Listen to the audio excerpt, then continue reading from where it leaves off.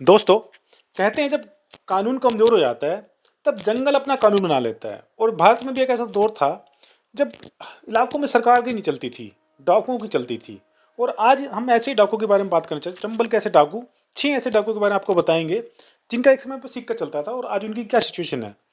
तो शुरू करते हैं। जो छठे नंबर पे आते हैं, जो सबसे खूंखार जो डाकू थे, जगन गुज्जर। छठे नंबर जगन गुज्जर आते हैं, जो चंबल की भीड़ में उनका एक समय पर लंबे समय तक उनका खौफ रहता था। और कहा जाता था कि अगर किसी गांव में उनका गिरोह आने की खबर लग जाती थी तो पूरा का पूरा गांव खाली मिनटों में हो जाता था। जो पीहड़ की जो घुमावदार घाटियां थी और गहरी खाइयां था, उसके लिए किसी भी किले के काम करती थी। पुलिस कई बार उसको पकड़ने की कोशिश करी, लेकिन हर बार वो वहां से भाग निकलता था।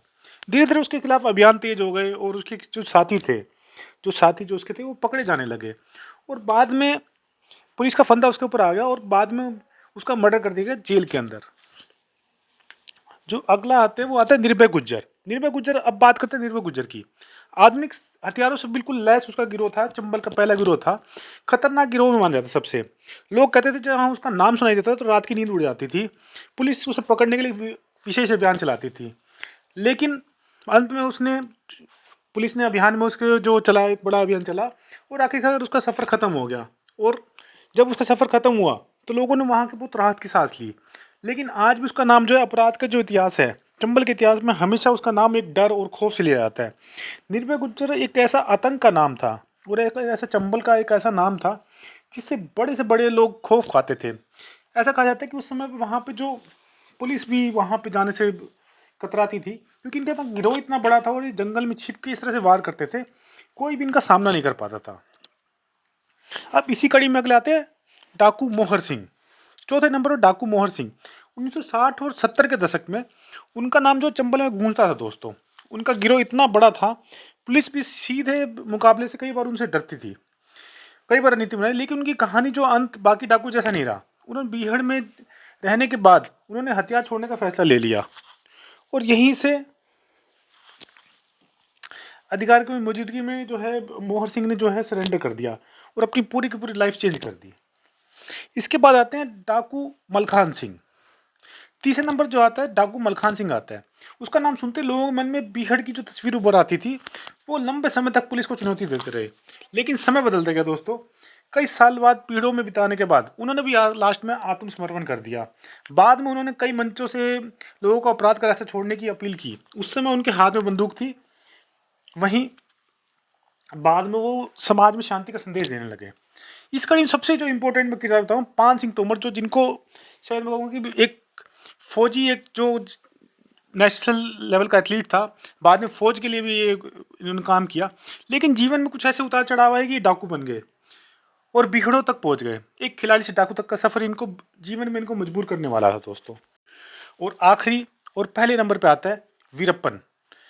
अब बात उस नाम की जिसे शायद आप पूरा भारत जानता है, वीरप्पन। हालांकि वो चंबल का नहीं था, लेकिन दक्षिण भारत के घने जंगलों में वो सक्रिय था। भारत के सबसे कुख्यात जो डाकू थे उनमें उसका नाम लिए बिना उसकी लिस्ट ही अधूरी है। घने जंगल में लंबी मूछें और पुलिस को जो वर्षों तक चकमा देता रहा। चंदन की तस्करी करी, हजारों पुलिसकर्मी उसके पीछे लगे रहे, लेकिन पकड़ा नहीं गया। लास्ट में जब जो 2004 में एक जो गुप्त ऑपरेशन किया गया उसको पकड़ने के लिए, और टास्क फोर्स ने उसे घेर लिया। और इसी के साथ भारत के जो सबसे जो लंबा अभियान था, उसी में जो एसटीएफ ने जब इसको घेरा तो उसमें इसकी डेथ हो गई।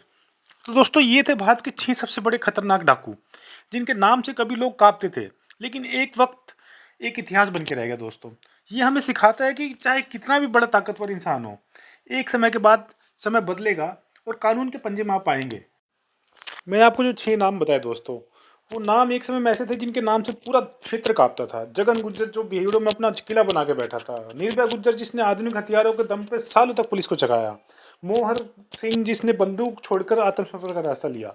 मलखान सिंह जिसने अपराध की जिंदगी छोड़कर समाज को शांति का संदेश दिया। और पान सिंह तोमर जो अपने देश के लिए दौड़ा, लेकिन हालात ने उसे अपराधी बना दिया। और आखिर में वीरप्पन, जिसने दशकों तक दक्षिण के भारत पर पूरा राज किया, दहशत किया, लेकिन अंत में वो भी कानून से नहीं बच पाया दोस्तों। ये कहानियां दोस्तों सब अलग की हैं, लेकिन उनके रास्ते अलग थे, लेकिन उनका अंत लगभग एक सा हुआ। किसी की मौत हुई पुलिस मुठभेड़ में, कोई मारा गया, तो किसी ने आत्मसमर्पण किया। कोई भी हमेशा के लिए आतंक का साम्राज्य नहीं खड़ा कर सकता दोस्तों। यही इतिहास का सबसे बड़ा सबक है। डर से जो राज किया जाता दोस्तों, वो आपको सम्मान नहीं दिलाता। बंदूक कुछ समय के लिए आप लोगों को झुका सकती है, लेकिन सच और जो कानून है, हमेशा उसका जो एक छत्र राज रहता है और वो हमेशा अंत में जीतता है दोस्तों। अगर आपके पास दोस्तों साहस है, बुद्धि और मेहनत है, तो उसको सही दिशा में लगाइए, ना कि इस तरह से क्राइम में जाइए।